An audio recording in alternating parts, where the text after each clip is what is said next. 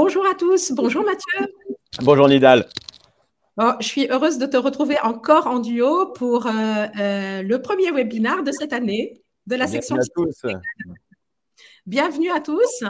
Bienvenue à tous. Aujourd'hui, on va parler de schizophrène, on va parler de patients, on va parler de nos patients qui sont vulnérables, qui sont confrontés à la loi. On va vous présenter cette thématique, mais avant, je voudrais vous signaler qu'après cette première webinaire, ce premier webinaire de la section, Mathieu, j'ai ton écho, ça me gêne. Est-ce que tu peux enlever ton micro, s'il te plaît? Voilà. Donc, on aura d'autres webinaires de la section psychiatrie légale qui vont arriver dans l'année.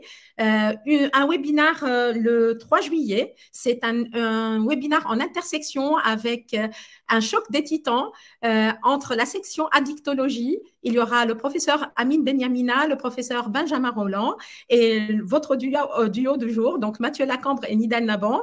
Il y aura un autre webinaire, c'est un webinaire clinique sur les psychopathes. Super webinaire qui va reprendre la notion de la psychopathie avec Manuel Orsa et le professeur Christophe Arbus de Toulouse. Et un dernier webinaire, probablement en mois d'octobre, le 12 octobre exactement, entre Mathieu Lacambre et Anne-Hélène Moncani sur l'inceste. Ça serait un webinaire après le rapport de la Civise sur l'inceste. Donc aujourd'hui, on va parler de schizophrénie, on va parler du schizophrène, de nos patients vulnérables face à la loi. Et surtout, n'hésitez pas que ce soit interactif. Vous pouvez nous poser vos questions dans le chat. Tu peux revenir, Mathieu, avec ton micro. Pourquoi attends, Nidal, juste rappeler que la question de la loi, c'est un enjeu majeur, non pas pour enfermer les schizophrènes, mais pour mieux les protéger.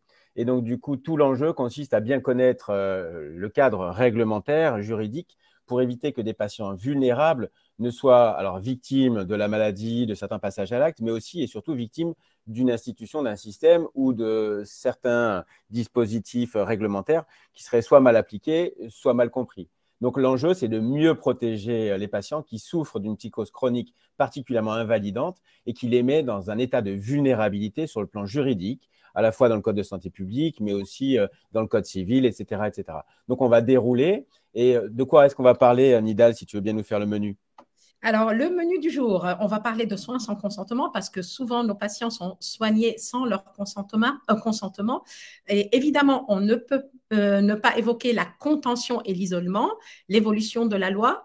On va parler aussi de la dangerosité de nos patients schizophrènes. Est-ce qu'ils sont dangereux et comment? Est-ce qu'ils sont plutôt eux victimes? On va parler d'irresponsabilité pénale, Mathieu, parce que souvent, ils commettent des actes médico-légaux et ils sont reconnus au titre de l'article 122.1 comme irresponsables sur le plan pénal. Mais on va parler aussi le signalement. Quand est-ce qu'on doit signaler et comment, à qui? Du secret médical, bien sûr, c'est dérogation, mais ils sont vulnérables, ce sont des majeurs vulnérables et leur protection, l'évolution du régime de protection des majeurs vulnérables et puis d'autres situations telles que le permis de conduire de nos patients, est-ce qu'ils ont le droit d'avoir une arme à feu, comment ça se passe quand on divorce et on est schizophrène, à qui revient la garde des enfants, etc. Donc, au menu, quelque chose de délicieux et de croustillant, Monsieur Lacambre.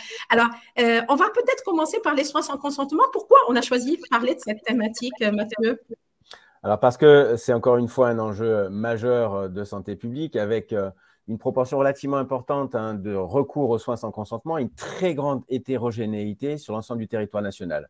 Alors qu'on pourrait penser que la maladie, elle est répartie de manière relativement homogène, ce qui pose beaucoup de questions sur ces voies de recours. En France, en moyenne, on est autour de 80 000, 85 000 admissions en soins sans consentement par an, en sachant qu'un peu moins d'un patient sur 10 va être adressé en isolement, ce qui est quand même une situation très aiguë et critique, avec un début d'hospitalisation qui peut être vécu de manière très traumatique.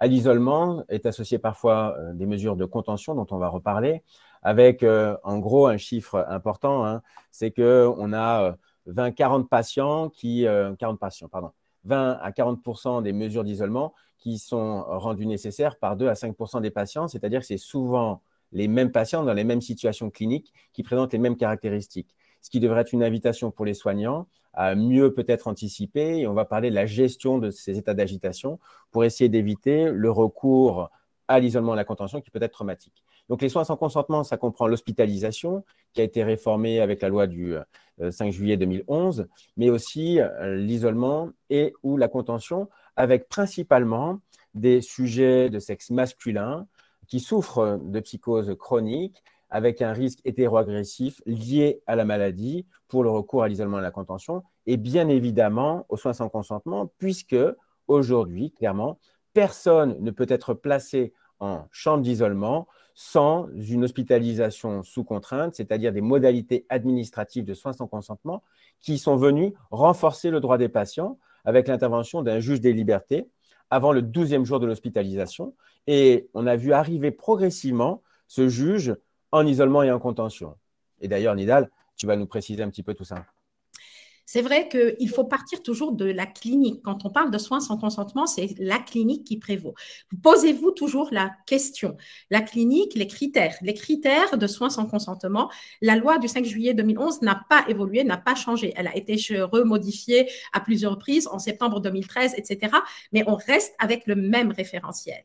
Un référentiel qui est à la fois clinique et juridique. Donc, on a 3 critères cumulés, toujours. On ne soigne pas en MCO, en médecine, en chirurgie, en obstétrique. On soigne sans son consentement. On soigne uniquement en psychiatrie. Donc, le trouble psychiatrique doit être vraiment un critère. La présence d'une pathologie mentale avérée est le premier critère. Bien sûr, l'absence de l'autodétermination du patient, c'est-à-dire ses capacités de juger, ses capacités de discerner sont altérées au moment du soin sans consentement. Donc, perte de l'autonomie psychique, perte de l'autodétermination du sujet, c'est un critère pour un soin sans consentement et un soin non consenti. Et bien sûr, le 3e critère de base, clinique, toujours la clinique, c'est la nécessité de soins qui est immédiate. Donc, cette nécessité, elle doit être présente pour soigner sans consentement. Donc, 2 faisceaux. Et là, c'est important, encore une fois, la clinique. Vous ne vous posez pas la question SDT, SDRE. C'est 2 critères. Quand il y a l'intégrité du sujet et sa santé en question, c'est la colonne de gauche. Et là, on fait les soins psychiatriques sans consentement sur décision du directeur de l'établissement. Donc, vous savez, il y a 3 formes. Le soin à la demande d'un tiers qui est le soin qui est de base. Après, quand il y a un péril imminent, c'est le fameux SPI qui ne nécessite pas la présence de tiers. C'est la révolution de la loi de 2011. Enfin, révolution, ça fait plusieurs années qu'on travaille avec ça. Et les critères d'urgence, là, on a besoin d'un tiers, mais c'est la présence d'une situation d'urgence implique la mise sur SDTU, c'est les soins à la demande d'un tiers d'urgence. Donc, l'intégrité et la santé du patient. De l'autre côté, là, c'est l'ordre public qui est mis en cause, la sécurité du territoire. Et qui est responsable, Mathieu, de la sécurité du territoire? Le préfet. Le préfet. Et donc, c'est soins à la demande de représentants de l'État qui est le préfet. Donc, il y a plusieurs soins à la demande de représentants de l'État. Celui qui met en cause la sûreté des personnes et l'ordre public, c'est la SDRE basique. Il y a une SDRE d'urgence qui peut être prononcée aussi par les maires et entérinée au bout de 24 heures par les préfets. Donc, c'est la SDRE-U. Et bien sûr, la SDRE judiciaire, suite à l'irresponsabilité pénale, le 122.1, on en parlera tout à l'heure.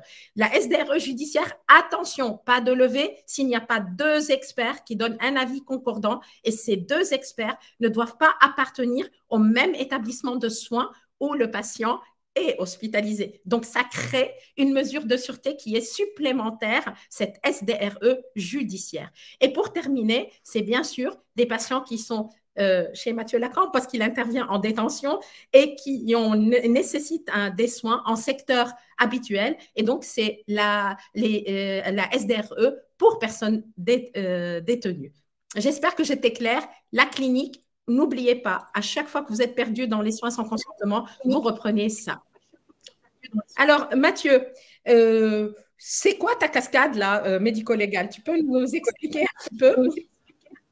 C'est pour pouvoir structurer une démarche à la fois clinique, diagnostique, mais d'intervention et de prise en charge. Tu l'as rappelé, pour pouvoir poser une indication de soins sans consentement, 3 critères nécessaires qui doivent être réunis et de manière concomitante. Il faut d'abord un trouble psychiatrique, deuxième critère qui altère les capacités de jugement et de discernement, troisième critère qui nécessite des soins immédiats sortis d'une surveillance constante en milieu hospitalier.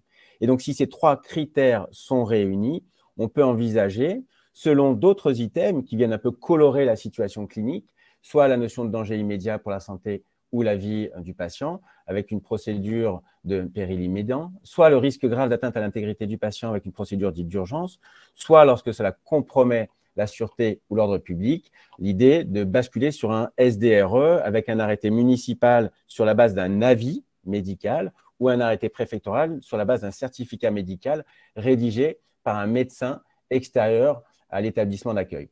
Donc là aussi, attention, repérez bien la démarche et l'enchaînement entre ces deux situations. Donc d'un côté, sur l'idée que finalement, on est sur un soin sans consentement où il n'y a pas de dangerosité liée aux troubles psychiatriques. Et puis ensuite, de l'autre côté, la notion de dangerosité, avec sur la question de la contrainte qui va s'exercer sur le patient, l'idée de prévenir un dommage après avoir épuisé toutes les solutions usuelles.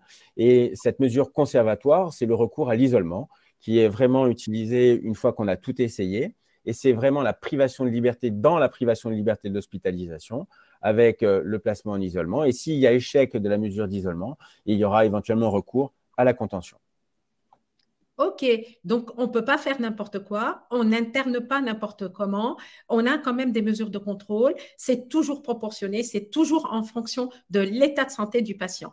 Et aussi, les équipes et les médecins ne font pas tout et d'un seul coup, il y a aussi une désescalade qui est nécessaire, une désescalade avec au départ privilégier l'approche relationnelle avec le patient, palabrer, discuter, négocier, essayer vraiment de contenir par la parole cet état aigu et cet état de dangerosité. Si ça ne marche pas, Mathieu, on essaye de faire une chimiothérapie apaisante, on essaye de proposer un traitement par la bouche, per os au patient, on essaye de négocier le traitement avec lui. Et si ça ne marche toujours pas et il y a un risque imminent de dangerosité pour les proches et notamment pour le personnel soignant et les autres patients, parce qu'en général, ils sont contenus dans un service de psychiatrie, on fait une chimiothérapie sédative et en fin de la pyramide, on aboutit à l'isolement du patient, sachant quand même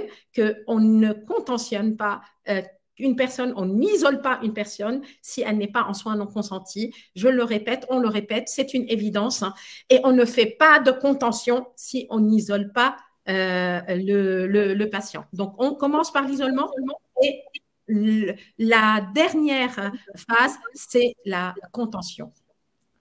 Et effectivement, on a une question dans le chat concernant l'ambiance institutionnelle, mais tous les paramètres participent finalement à la réduction du stress, de l'anxiété et du coup, comme facteur favorisant la désescalade. Et les techniques de désescalade doivent être transmises et les personnels soignants doivent être formés pour pouvoir intervenir. Mais il faut avoir dans son panel l'ensemble des moyens, c'est-à-dire à la fois les techniques de désescalade, mais aussi s'entraîner régulièrement à accompagner des patients dans les meilleures conditions possibles en chambre d'isolement et savoir aussi concrètement en pratique comment est-ce qu'on met en place des contentions pour éviter des situations où on a tout le monde dans un état d'agitation, hein, puisqu'il y a un phénomène de contamination, et du coup un risque de violence qui va être aggravé avec l'intervention des soignants. Donc, l'isolement et la contention ont été encadrés de manière très, très récente avec cette loi du 26 janvier 2016, l'article 72, qui, à la faveur de jurisprudence puis de QPC, a beaucoup évolué. Ça nous a beaucoup inquiétés en tant que psychiatre. Et puis, des évolutions liées à la loi de janvier 2022 et son article 17. Donc, retenez que l'isolement et la contention sont des solution de dernier recours sur décision d'un psychiatre après avoir épuisé toutes les mesures usuelles. Et ce sont des mesures conservatoires. Donc, l'isolement et la contention ne sont pas thérapeutiques, et ça, c'est une vraie gymnastique pour les soignants. C'est une mesure sur le plan juridique, conservatoire. Alors après, on peut discuter. Sur le plan thérapeutique, on parlera plutôt d'espace d'apaisement. On parlera plutôt de lieux un tout petit peu aménagés différemment, mais ce qui permet aussi d'enrichir son offre de soins pour utiliser en dernier recours éventuellement l'isolement et ou la contention pour une durée la plus courte possible. On va le revoir un petit peu en détail. Mais l'alternative, c'est l'espace d'apaisement qu'on devrait pouvoir retrouver dans toutes les unités de soins. Alors, Mathieu, il y a Monique qui te pose une question. Elle te remercie pour la présentation et elle dit, est-ce que l'ambiance institutionnelle n'a pas un fort impact sur la prévention et l'isolement et la contention selon toi? Moi, je pense que oui, mais la réponse. Bien sûr, et dans toutes les unités spécialisées, soins intensifs et sécurisés, il y a un travail architectural. Alors, surtout nos collègues allemands ont beaucoup travaillé justement sur l'ambiance, mais ça commence par la couleur, les lumières, ça commence par l'architecture et l'organisation architecturale du service, et ensuite sur le plan fonctionnel. Donc, on peut penser la prévention de l'agitation, de la violence, à partir de l'architecture des locaux et de l'organisation du service. Et puis ensuite, on va jusqu'à la formation des soignants, effectivement. L'ambiance institutionnelle, mais ça, c'est vrai dans n'importe quel travail, métier, organisation humaine. Quand il y a une mauvaise ambiance et que les gens travaillent mal entre eux, forcément, c'est une perte de chance pour le travail. Je rajouterai aussi un personnel en quantité suffisante et un personnel étoffé et formé. C'est hyper important. J'en profite pour dire bonjour à Guillaume Font, qui nous dit bonjour aussi dans le chat. Bonjour Guillaume. Alors, la loi du 22 janvier, Mathieu, tu vas en parler ou j'en parle? J'en dis un mot, puisqu'elle a permis d'organiser, de structurer finalement l'intervention d'un JLD. On a 12 heures maximum pour l'isolement, renouvelable une fois. 24 heures, il faut prévenir un tiers avec l'accord du patient. Attention, dérogation au secret.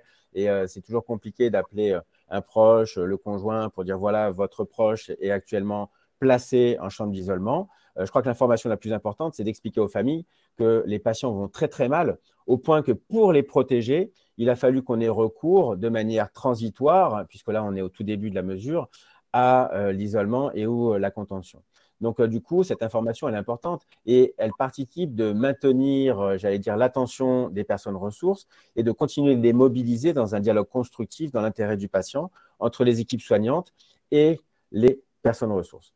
Donc, du coup, l'idée, c'est le plus court possible et au bout de 48 heures, il y aura une transmission au JLD pour qu'il puisse statuer dans les 72 heures concernant l'isolement ou dans les 32 heures concernant la contention. L'idée, c'est de faire le plus court possible, 6 heures pour la contention, renouvelable une fois. Et après, à titre exceptionnel, il va falloir justifier. Et l'information du juge des libertés de la détention sur la situation d'un patient privé de liberté, elle devient obligatoire avec la transmission par le directeur de l'établissement vers le JLD et la décision du JLD, 72 heures qui a 24 heures pour statuer. Avec, pareil, la possibilité de faire appel. Et donc, c'est un droit et on est dans quelque chose de l'application du droit pour des usagers, pour des personnes qui sont en situation de grande vulnérabilité à la fois du fait de leur pathologie, de leurs troubles, mais aussi du fait de leur situation où ils sont privés de liberté et isolés. Donc, l'idée, encore une fois, pour nous soignants, c'est de ne pas rentrer en compétition ou en rivalité avec la question du droit, mais plutôt de s'appuyer sur le droit, et en particulier le droit des usagers, pour déployer un soin cohérent en alliance avec les personnes ressources. Donc, vraiment, en fonction de la posture qu'on va adopter, soit ça va devenir un grave problème et ça va persécuter un peu les soignants, soit au contraire, ça va devenir un moyen pour déployer du soin sereinement. Alors, j'en profite pour dire un bonjour à Mallory et Louane à La Rochelle et de répondre à Léonard qui nous pose la question sur l'espace d'apaisement. Dans quelle mesure est-il fermé et qu'est-ce que c'est un espace d'apaisement? Donc, Léonard Bachelier, je te réponds. En fait, un espace d'apaisement ne doit être jamais fermé parce que ça se transforme en chambre d'isolement. Donc, c'est un espace où on invite le patient à y aller, accompagné en désescalade avec les soignants. Et donc, en général, c'est un espace qui est apaisant avec, comme le disait Mathieu tout à l'heure, un décor qui est paisible. Souvent, c'est un fauteuil allongé et on peut avoir de la musique dedans. Mais du moment où tu fermes un espace d'apaisement, ça se transforme en chambre d'isolement. Il est hors question de fermer la chambre l'espace apaisement. Je poursuis. Donc, sachez quand même que cette loi de l'isolement et de la contention, la loi de soins sans consentement, celle de 5 juillet 2011, bon, elle ne bouge plus. Par contre, la loi actuellement de l'isolement-contention, qui a fait couler beaucoup d'encre, elle a été modifiée à plusieurs reprises. Elle est toujours dynamique, elle est toujours en modification. Et on vient d'avoir une QPC, une question prioritaire de constitutionnel, suite à une décision de la Cour de casse. Donc, en fait, on a sollicité la Cour de cassation sur la possibilité ou l'impossibilité plutôt du patient de saisir un avocat tout de suite, immédiatement après son entrée en isolement-contention. Qu'est-ce qu'elle a dit, la Cour de cassation? C'est d'hier, hein, ça date du 26 janvier 2023, hein, on n'est même pas à 2 semaines de cette décision. Elle dit, on sollicite le Conseil constitutionnel. Le Conseil constitutionnel a dit, il y a question prioritaire de constitutionnalité, ça va être modifié. Il n'a pas donné la deadline de la modification, mais ça va être modifié, ça va encore changer, évoluer, parce qu'ils estimaient que dès la première heure, le patient peut solliciter un avocat. Sachez que maintenant, c'est à partir de la 24e heure pour la contention et de 48 heures pour l'isolement, c'est-à-dire après l'intervention de JLD. Et la question est, c'est immédiat, c'est pas différé. Et donc, on va assister. Surtout, il y aura d'autres QPC à venir. Il y en a au moins 3 ou 4 qui sont vraiment prévus d'ici la fin de l'année. Donc, cette loi qui nous peine au quotidien parce qu'on s'adapte tout le temps avec, va encore être modifiée et elle est en cours d'évolution. Alors, sachez qu'elle est assez complexe dans sa mise en œuvre et c'est aussi un moyen probablement, en la faisant évoluer, de la simplifier. Parce qu'on n'a pas insisté sur la question des délais, mais sur des périodes de 14 jours, il va falloir cumuler le temps d'isolement, par exemple, et si ça dépasse 48 heures lissées sur 14 jours, il faut saisir le magistrat. Si vous estimez, après une main levée de mesures d'isolement, que le patient doit retourner en chambre d'isolement dans un délai inférieur à 48 heures, il faut de nouveau faire un certificat médical qui justifie. Donc, on est sur une solution un petit peu hybride et probablement que le législateur va décider, comme le soin sans consentement, dès l'entrée en isolement, de garantir les droits des patients, c'est-à-dire une information claire, loyale, adaptée, appropriée, la notification des droits et la possibilité juridique pour le patient de saisir finalement une autorité judiciaire, éventuellement un conseil, c'est-à-dire un avocat. Donc, on va vers cette évolution, mais sachez d'emblée qu'on a observé quand même une diminution importante des mesures d'isolement et de contention, ce qui nous interroge alors sur le bien fondé de ces mesures sur le plan thérapeutique. Si un texte de loi vient permettre de réduire des mesures qu'on pensait thérapeutiques, c'est quand même quelque chose qui doit nous interroger sur nos pratiques. En tout cas, c'est tant mieux dans l'intérêt des patients. Rima te pose la question, ou nous pose la question, Mathieu. Est-ce qu'en pratique, il y a des patients qui font appel à des avocats? Moi, je répondrai oui, ce n'est pas la majorité, mais il y a des patients qui font appel à des avocats. Qu'est-ce que tu en penses? Ah oui, oui, concrètement, et heureusement, c'est un droit, c'est un droit. Et donc, on a renforcé le droit des patients avec la possibilité de saisir un JLD pendant la séquence d'isolement et de contention à un moment donné. Et donc, s'il y a saisie d'un JLD, il y a automatiquement le droit d'avoir recours à un conseil. Ce qui produit parfois des confusions parce qu'on a des personnes qui sont écrouées, détenues, qui rentrent ici à l'hôpital et qui vont appeler leur avocat, qui est un pénaliste, qui comprend tout au droit pénal, mais qui ne comprend pas grand-chose au code civil ou au code de la santé publique. Et on se retrouve dans des situations où on explique finalement le droit et le code de la santé publique à des avocats pénalistes. C'est toujours enrichissant. Mais il faut faire attention aux malentendus. Lorsqu'une personne, par exemple sous écrou, qui dépend d'un juge des libertés de la détention du fait de sa privation de liberté pénale en prison, va rencontrer au 12e jour de son hospitalisation ou à 72 heures de son placement en isolement un JLD en pensant que ce JLD va lui permettre de sortir de l'isolement, de l'hospitalisation et de la prison. Donc, à chaque fois, il faut bien repérer la séquence et les interlocuteurs pour éviter des malentendus et du coup, peut-être de l'agitation et du stress. Oui, Laurence me permet de faire un point parce qu'elle pose la question, doit-on les informer de ce droit, c'est-à-dire informer les patients? C'est une information qui est obligatoire, Laurence. On ne peut pas faire sans. Ils sont informés à chaque séquence.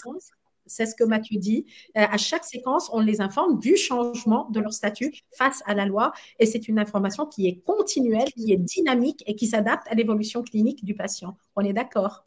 On est très d'accord. Et sur la question finalement du recours à la contention dans d'autres situations, je pense aux urgences, je pense dans les services de pédiatrie, je pense dans les services de gériatrie, dans des EHPAD, l'encadrement réglementaire, juridique et législatif ne concerne que l'hospitalisation en psychiatrie. Donc pour l'instant, c'est exclusivement autour des soins psychiatriques, donc en hospitalisation en temps complet. Donc le législateur, pour l'instant, n'a rien imposé sur le plan juridique et légal, mais il faut garder à l'esprit qu'en tant que soignant, on est sur une mesure conservatoire, y compris dans la contention d'un patient agité, et que la mesure doit être nécessaire, adaptée et proportionnée sur décision médicale après évaluation et échec des autres mesures à visée conservatoire. Et à partir du moment où on respecte l'ensemble de ces repères, on n'aura normalement jamais de problème. Bon, Mathieu, on va avancer. Il y a plein de questions dans le chat. On est vraiment désolé de ne pas pouvoir répondre à toutes les questions. On va aborder la question de la dangerosité de nos patients. C'est-à-dire que, est-ce que nos patients sont dangereux et comment? Et c'était d'emblée, je vais annoncer la couleur. Moi, je vais vous donner les critères de dangerosité qui sont évalués souvent par des experts, mais aussi par des équipes spécialisées. Mais au quotidien, la dangerosité est évaluée dans les équipes de soins et les psychiatres qui suivent les patients. Pour terminer avec fustiger la notion que les patients sont dangereux, ce sont des patients qui sont plutôt victimes. Tu me laisses la main, Mathieu? Je vais commencer par les critères de dangerosité. Alors, les critères de dangerosité psychiatrique, c'est une diapositive que j'ai empruntée à Laurent Laillé, qui est membre de la section, donc qui a déterminé aussi les critères de dangerosité. Donc, les états aigus, quand on est explosif, quand on est vraiment floride, quand on délire avec une décompensation, c'est un critère de dangerosité associé à des troubles du comportement avec les antécédents de passage à l'acte. C'est-à-dire que plus on a eu des passages à l'acte, plus on a des risques de faire un autre passage à l'acte. Le syndrome hallucinatoire qui est prégnant, qui est présent, des hallucinations acoustico-verbales, des injonctions hallucinatoires, un automatisme mental, c'est un critère de dangerosité. Et la thématique délirante elle-même, la persécution. Attention, quand un patient est vraiment persécuté avec des idées de toute puissance, de mégalomanie, il est au-dessus de tout, c'est un critère de dangerosité également. Et le vécu émotionnel du délire est perturbateur au niveau psychique et c'est un critère aussi de dangerosité. L'absence, bien sûr, de la conscience du trouble, c'est-à-dire pas d'insight, pas d'introspection et une adhésion totale au délire avec une conviction délirante qui est inébranlable, c'est un critère de dangerosité. Et bien sûr, la réticence aux soins, quand on n'est pas compliant, quand on n'a pas pris son traitement et quand on n'est pas adhérent aux soins, c'est un critère de dangerosité. Donc, vous l'avez compris, les symptômes psychotiques aigus, les symptômes positifs, l'absence de traitement, les idées de persécution et les syndromes d'influence sont des pourvoyeurs de dangerosité, c'est important. Alors, dans les pathologies, il y en a qui sont plus à risque que d'autres. Attention, le délire paranoïaque. Mon maître Carole Janas, paix à son âme, me disait attention Nidal, le paranoïaque est très dangereux quand il déprime. Et donc, c'est-à-dire que quand on met en opposition sa paralogie, il devient vraiment extrêmement dangereux. L'érotomanie, bien sûr, dans les phases évolutives de l'érotomanie, le délire de jalousie, je reviens et j'insiste sur les thèmes de persécution. Les dépressions mélancoliques, c'est souvent le suicide altruiste. C'est ces personnes qui sont convaincues que leurs proches, les gens les plus proches, qui comptent le plus pour eux, ne méritent plus de vivre le calvaire de cette vie. Et il les emporte avec un suicide élargi. Donc, la mère qui fait infanticide, qui tue ses enfants pour les sauver d'une vie qui n'est plus vivable pour elle. Bien sûr, les accès maniaques avec des agitations très importantes, avec les idées de mégalomanie qu'on connaît. Alors, l'absence d'insight, je l'ai expliqué, quand on n'est pas malade et on ne se sent pas malade et on est vraiment dans une toute-puissance, c'est un critère de dangerosité. Et on a quand même, quand on est patient, on a aussi sa personnalité. Et quand on a des traits dissociaux, des traits psychopathiques de la personnalité, une impulsivité majeure, une intolérance à la frustration, une absence d'altérité, de capacité d'éprouver des sentiments pour les autres, ce sont des critères de dangerosité aussi. Donc, ça, c'est les critères qu'on doit évaluer quand on voit des patients qui sont atteints d'une schizophrénie, qu'on doit retenir, hein, et qui déclenche chez nous des warnings sur les dangerosités. Mais moi, je te pose la question à l'envers, Mathieu. Est-ce que les malades mettent les gens en danger, mettent la société en danger, ou est-ce que les malades eux-mêmes sont en danger? Alors, ça, c'est vraiment la principale difficulté autour des représentations sociales, hein, avec la question de la maladie mentale, du trouble psychiatrique, de la perte de contrôle, avec le cinéma, la pop culture, etc., qui peut entraîner une sorte de fascination. Des confusions, hein, quand on a une approche à l'américaine ou hollywoodienne, entre paranoïa, perversion, psychopathie, etc.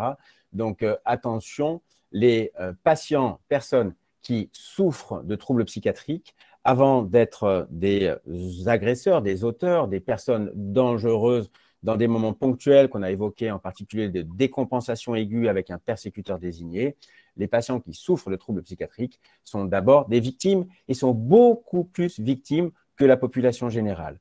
Donc, dans nos recherches d'antécédents, on devrait être beaucoup plus rigoureux de manière systématique pour rechercher des violences subies ou une exposition précoce à des violences, en sachant qu'il y a plusieurs publications qui ont montré que le risque relatif de développer une schizophrénie était augmenté lorsqu'on avait subi des violences sexuelles lorsqu'on était mineur.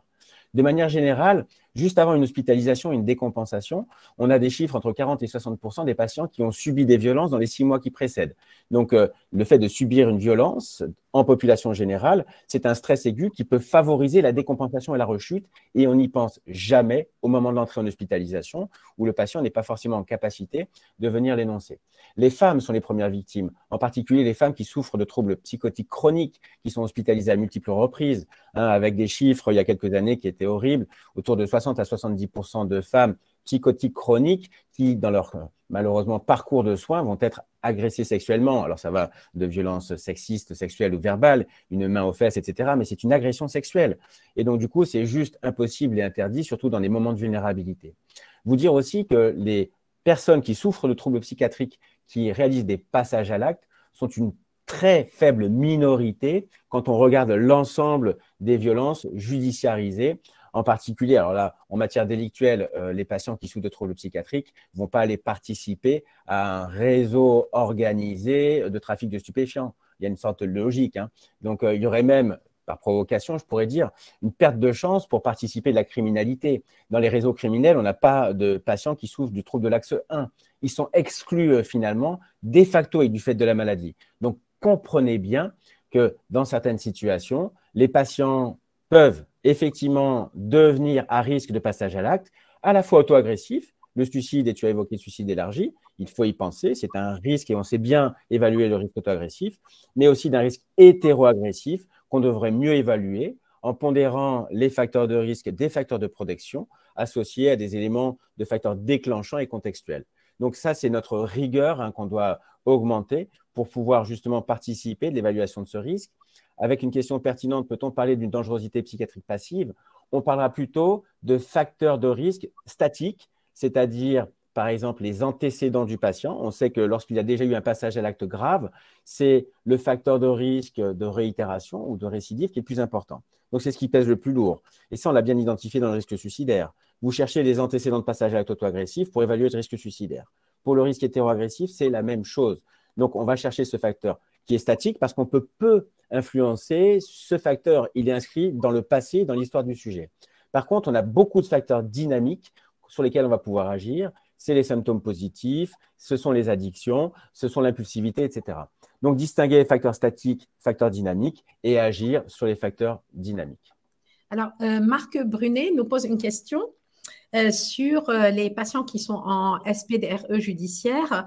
Est-ce que toi, Mathieu, par exemple, qui est chef de service d'une USIP, tu dois avoir des SPDRE judiciaires hospitalisés chez toi. Est-ce que tu mets des éléments cliniques dans tes certificats mensuels, notamment quels sont, la question de Marc, quels sont les éléments à tracer sur l'évaluation de la dangerosité dans tes certificats?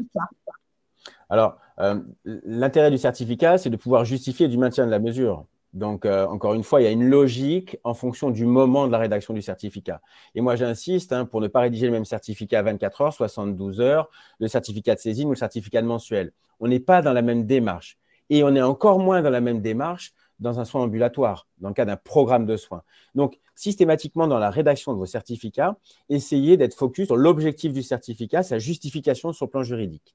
Une fois qu'on est clair là-dessus, on va devoir apporter les éléments cliniques strictement nécessaires, sans trahir le secret médical, qui permettent de justifier de la mesure. Vous voyez, si vous demandez une main levée ou une fin ou une modification de la mesure, il faut que vous puissiez l'argumenter dans un certificat médical circonstancié. Et à partir du moment où vous avez atteint cet objectif, ça suffit. Hein, on ne vous demande pas une expertise psychocriminologique pour un patient en irresponsabilité pénale.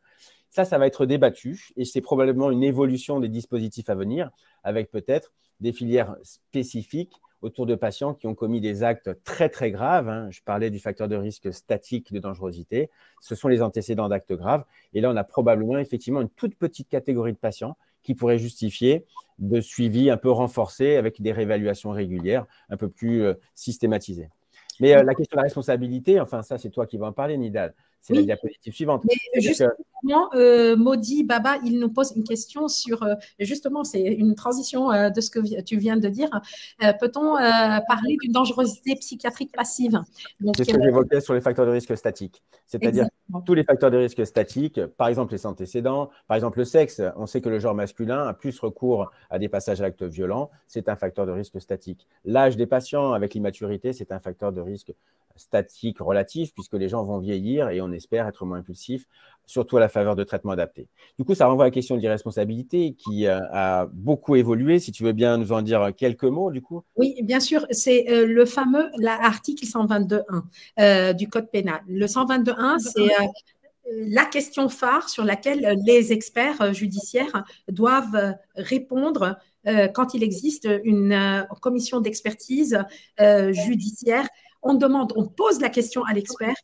Est-ce qu'il est reconnu aboli, altéré ou pas du tout au moment des actes ou de passage à l'acte? Alors, pour comprendre le 122.1, il faut reprendre un petit peu. Il y a eu une évolution de cet article 122.1 et c'est hyper important de savoir cette évolution. Elle est toute récente également. Et donc, on part de très loin, de 1810, du Code napoléonien, qui disait, c'était l'article 64, quand j'ai commencé l'expertise il y a un certain temps, eux ont commencé par l'article 64. Il y a eu un changement en 92 de l'article vers l'évolution de l'article 64 vers l'article 122.1.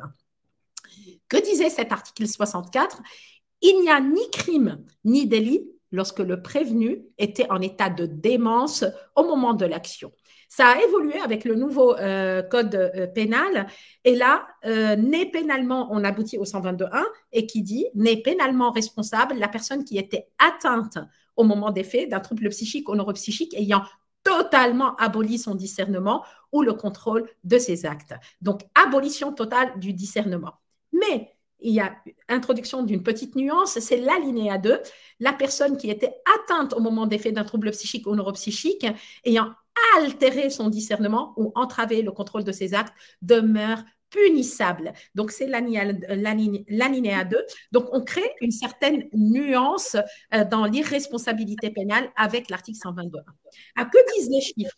Alors au départ, on a une baisse drastique dans les années 80.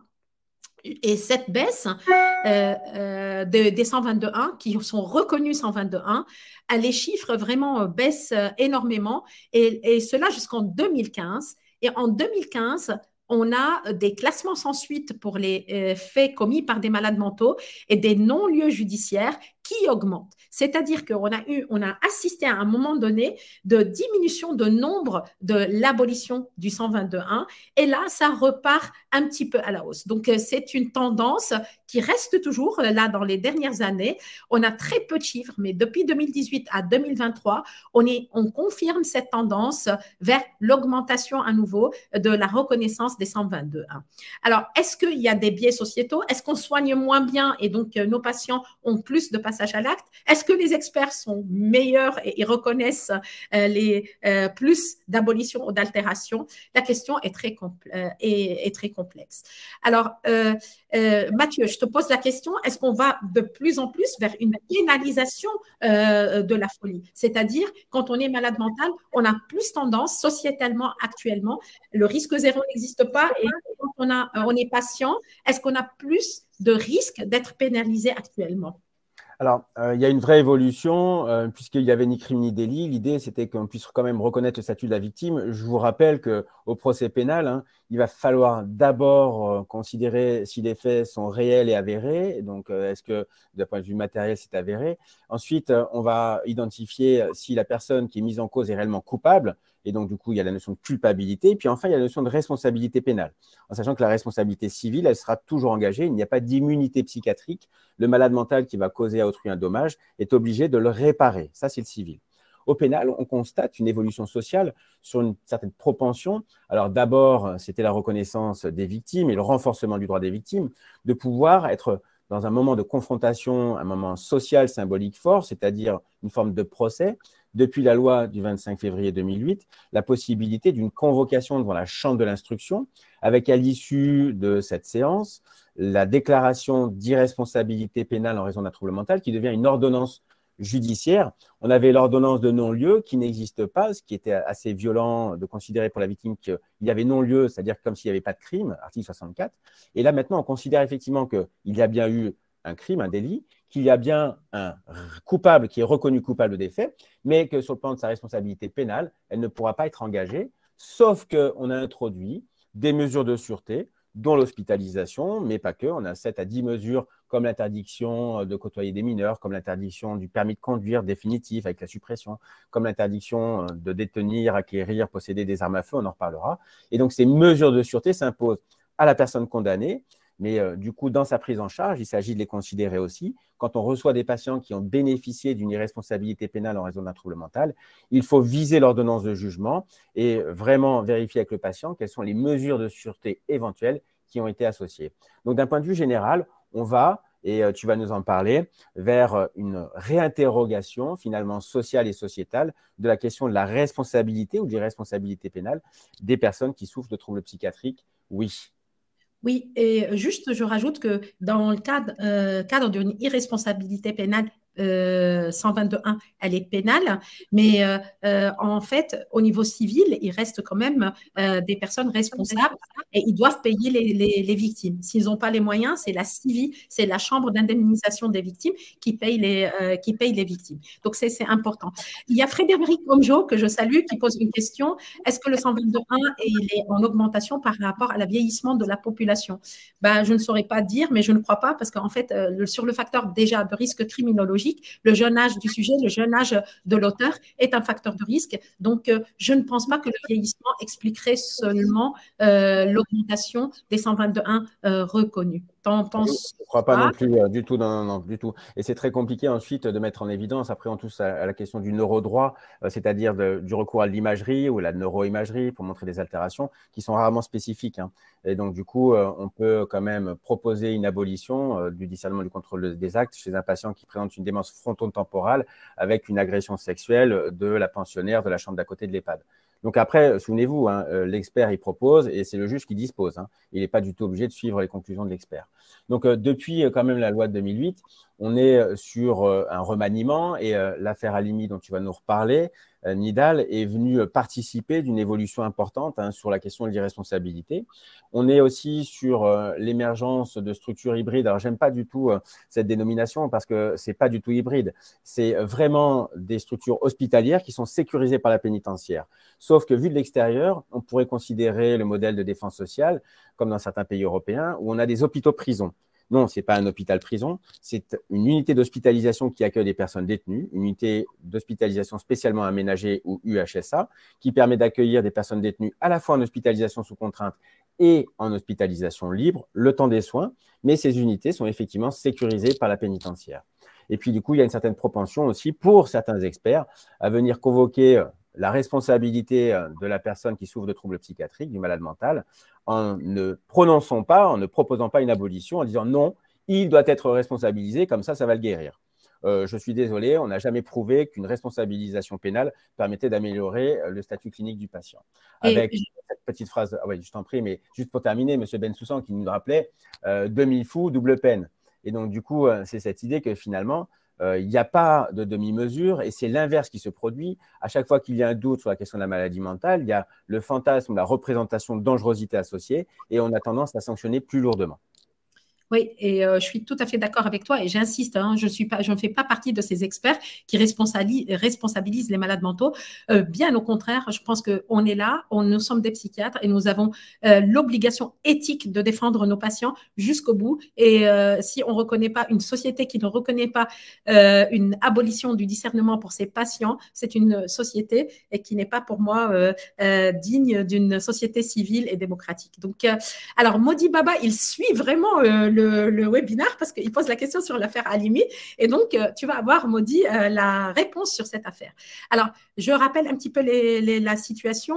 C'était en 2017. Sarah Halimi se fait assassiner en la poussant à travers la fenêtre. Elle est défenestrée par un homme qui était atteint d'un état psychotique aigu, d'une bouffée délirante et qui avait consommé du cannabis.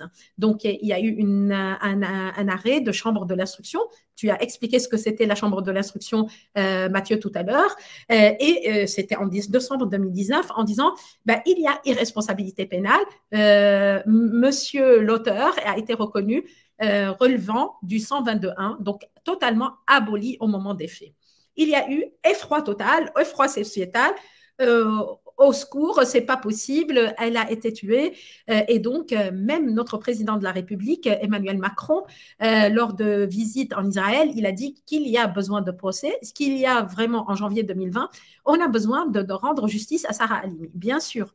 Et donc, là, les magistrats, ils ont dit « Oh là, c'est pas possible !» Même le président de la République, le magistrat, il est complètement libre. Il n'a pas à intervenir dans nos décisions judiciaires. Et donc, c'est remonté à la Cour de cassation. Et la Cour de cassation, en avril 2021, c'était il y a 1 an et demi, a statué en disant qu'il n'y a aucun élément dans le dossier contre l'auteur de ce crime, contre Sarah Halimi, que la consommation de cannabis par cet auteur a été effectuée dans la conscience d'entraîner une manifestation délirante qui conduit au meurtre. C'est-à-dire l'origine exotoxique du délire lié au cannabis ne fait pas obstacle qu'il y ait la reconnaissance du 122.1. Malgré tout, il n'y a pas pu avoir arrêt de cette réflexion sociétale en disant c'est pas possible, il faut vraiment qu'on avance, il faut vraiment qu'on recule, hein, parce que tout changement ne peut pas dire évolution et avancer.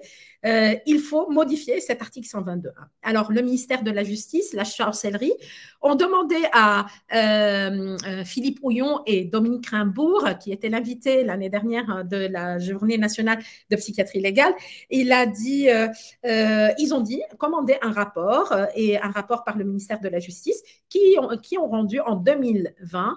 Et la conclusion du rapport, touche pas à mon 122.1, c'est-à-dire on ne modifie pas le 122.1. Et malgré tout, notre garde des Sceaux, donc Dupond-Moretti, a changé et a modifié. Et le 122.1 a été réformé le 24 janvier 2022. Alors, quelles sont les modifications de 122.1? Le nouveau texte, donc la modification, on touche au code pénal. Hein. Souvenez-vous, hein, c'était depuis Napoléon, ça a été changé en 92. Et là, à nouveau, on fait une modification. Alors, on prévoit dans le texte d'exclure les responsabilités pénales. Donc, on devient responsable pénalement. On ne relève pas du 122.1 quand il y a consommation volontaire de toxiques et cette consommation est très voisine de l'action, du passage à l'acte criminel. Donc, quand il y a n'importe quelle substance psychoactive, que ce soit l'alcool, que ce soit le cannabis, d'autres drogues dures, du LSD, tout ce que vous voulez, et donc, aussi l'intentionnalité dans le dessein de commettre un crime ou un délit. Donc, il s'agit là bien de réprimer le fait que la personne qui s'intoxique d'une manière délibérée avant de perdre tout son discernement. Et donc, cette personne devient poursuivi par la justice et devient sanctionnable. C'est-à-dire que quand on consomme et dans l'idée de faire un crime, on est sanctionné, on ne peut pas être reconnu 122.1. Et quand on consomme et on fait un passage à l'acte et on se donne, entre guillemets, le courage de faire le passage à l'acte, on est sanctionné.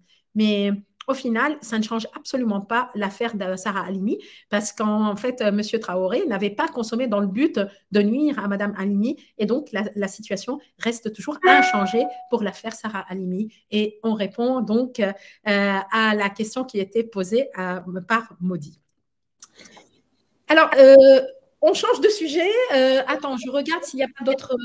Juste pour clôturer, une petite question, Guillaume Font, qui rappelle l'engagement de la responsabilité des psychiatres. Effectivement, après une décision d'irresponsabilité pénale, surtout pour des patients qui avaient déjà commis des passages à l'acte et déjà reconnus pénalement irresponsables, c'est très compliqué pour tout le monde de penser que les psychiatres ont bien fait leur travail. Et on peut nous aussi s'interroger.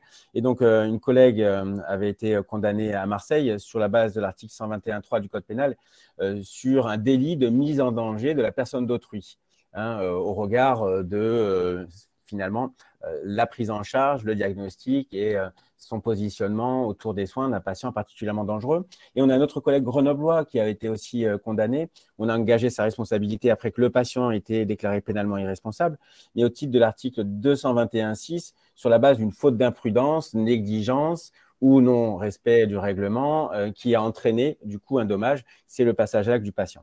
Donc on peut caractériser malgré tout des petites fautes dans des prises en charge qui peuvent engager la responsabilité du psychiatre. Mais retenez une idée simple, si on fait bien le job, qu'on trace dans le dossier et qu'on a une activité dans les règles de l'art, conforme aux données acquises de la science, eh bien, vous risquez pas grand-chose, sauf peut-être d'être convoqué. Mais au final, il n'y aura pas de souci particulier. On a plusieurs dossiers aussi qui concernent le secret signalement dérogation avec un collègue… Excuse-moi, Mathieu, je rajoute quand même que dans toute la France, depuis tout le temps, on a deux affaires. L'affaire de Marseille et l'affaire de Saint-Égrève. Donc, ce n'est pas non plus tous les jours, il y a un psychiatre qui est condamné. Mais attention, à chaque fois qu'il y a eu condamnation, ces deux affaires qui sont exceptionnelles, il y avait 122.1 dans le jeu. Donc, faites attention. Tracez, comme tu dis, exercez votre pratique comme vous savez l'exercer et puis formez-vous pour être vraiment toujours update. Alors, oui, exactement. Alors, le secret, vas-y. Non, bah alors, après vous. Oui, ok. Bon, bah, alors, il y a les dérogations habituelles. Les dérogations habituelles, vous les savez, vous les connaissez tous. J'espère, parce que sinon, vous êtes condamnable si vous ne dérogez pas au secret médical. Toujours les mineurs. Les sévices, privations infligées aux mineurs. Attention, vous devez quand même faire un signalement d'emblée au procureur de la République. C'est un signalement à la permanence judiciaire, H24 sur tous les tribunaux. Et les parquetiers sont là pour recevoir ces signalements. Donc, ce sont des mineurs qui sont incapables de se protéger et les risques aussi de ne pas le faire, vous risquez gros. Alors, bien sûr, des violences aussi sur les personnes majeures, les majeurs vulnérables, donc qui sont sous régime de protection, mais les majeurs vulnérables, la loi a évolué dans ce sens-là, notamment dans les violences faites aux femmes. Tout à fait. La loi du 30 juillet 2020 est venue ajouter un alinéa au 226-14 qui, en fait, encadre toutes les dérogations du secret. Donc, il y a deux articles de loi importants, le 122.1 et le 226-14, dérogation du secret. Donc, on avait initialement 3 alinéas et on a rajouté un 3e alinéa. Donc, maintenant, il y en a 4. Le premier alinéa, ça concerne une information de personnes en danger. Vous n'avez pas constaté. Le 2e alinéa, vous avez dûment constaté qu'une personne vulnérable était en danger.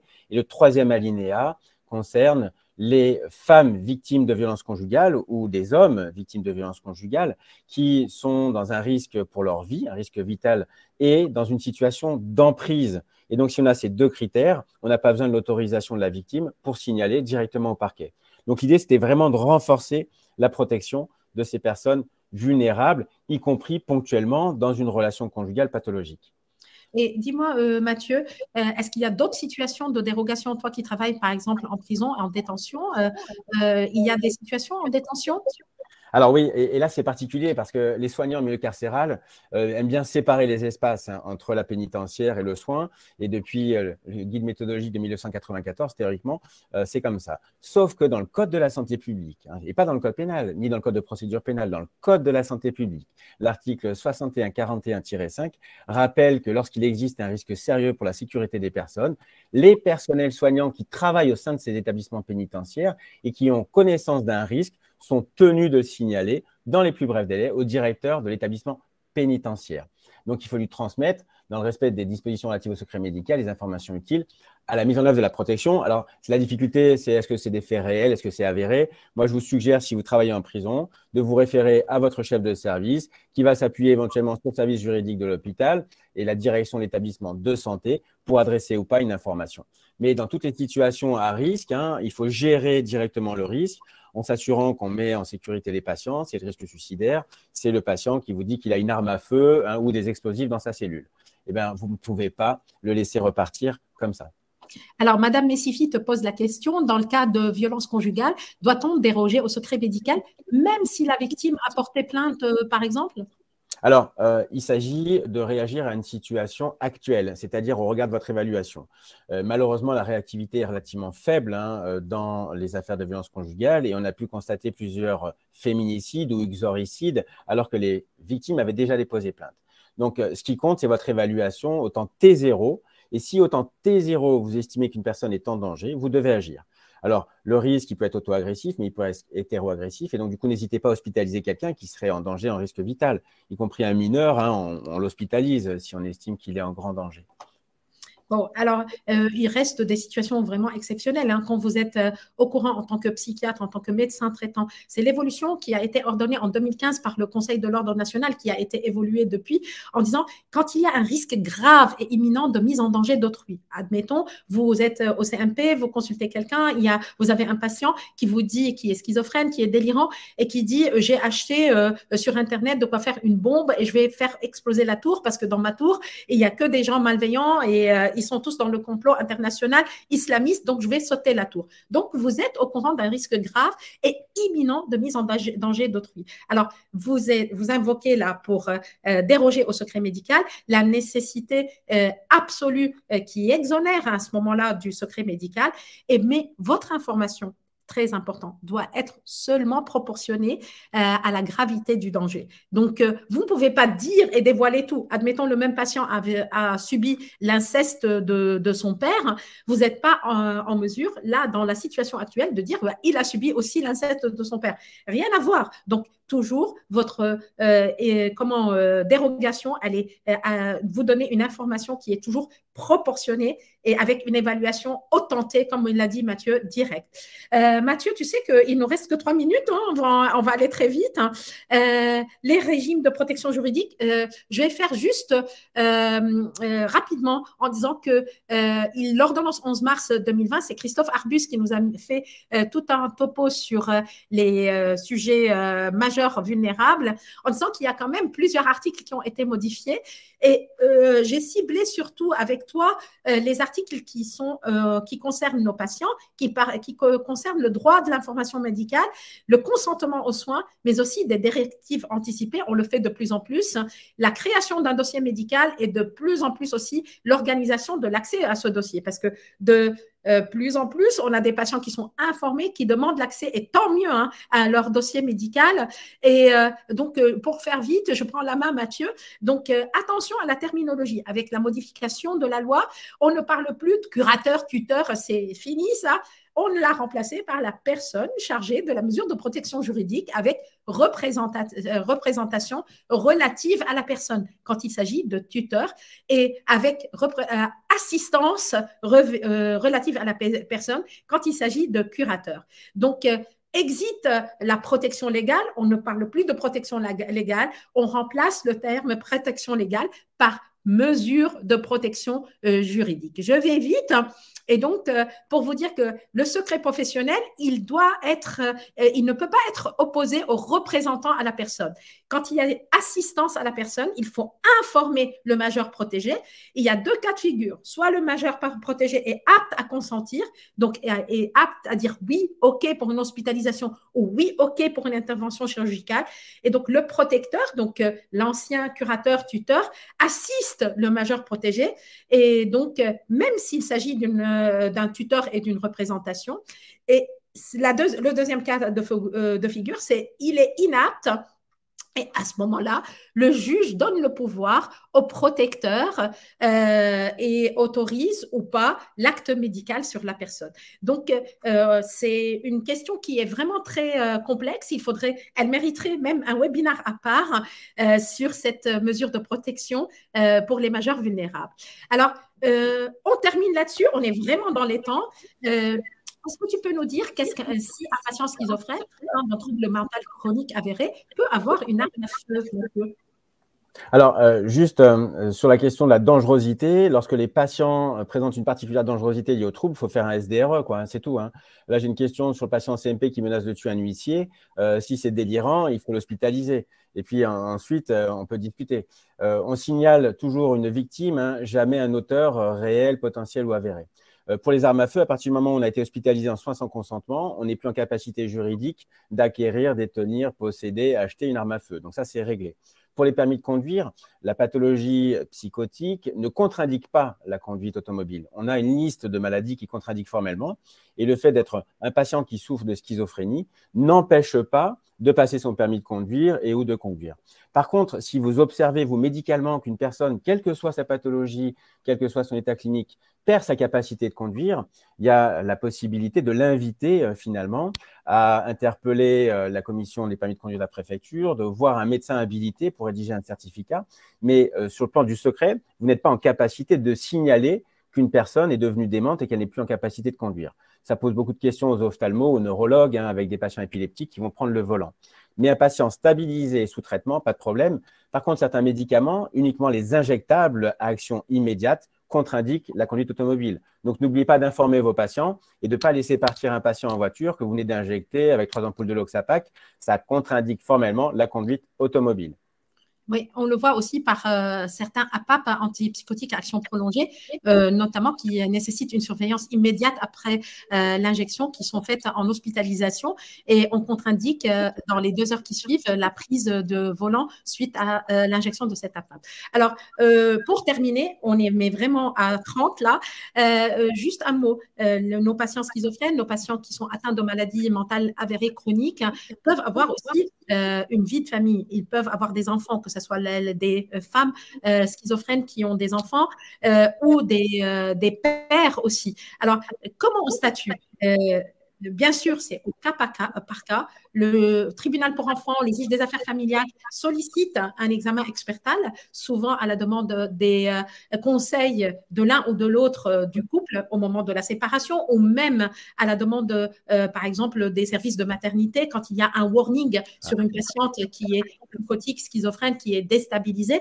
On demande l'avis d'un expert. Et là, c'est au cas par cas, on examine l'état de stabilité, c'est ce que tu disais tout à l'heure. Ce n'est pas parce qu'on est atteint d'une pathologie mentale chronique et qu'on est stigmatisé qu'on ne peut pas avoir un enfant et ne pas l'élever. La question qui est posée par le magistrat est l'accueil. Est-ce qu'il est possible? Est-ce qu'il y a une contre-indication pour un accueil ponctuel ou un accueil continuel, l'exercice des limites éducatives pour ces patientes ou ces patients? Et donc, c'est à l'expert de répondre à cette question.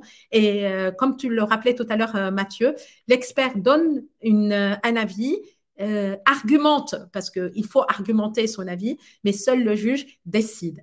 Donc, on est vraiment dans les temps. On a répondu au fur et à mesure aux questions qui sont données. Il en reste beaucoup.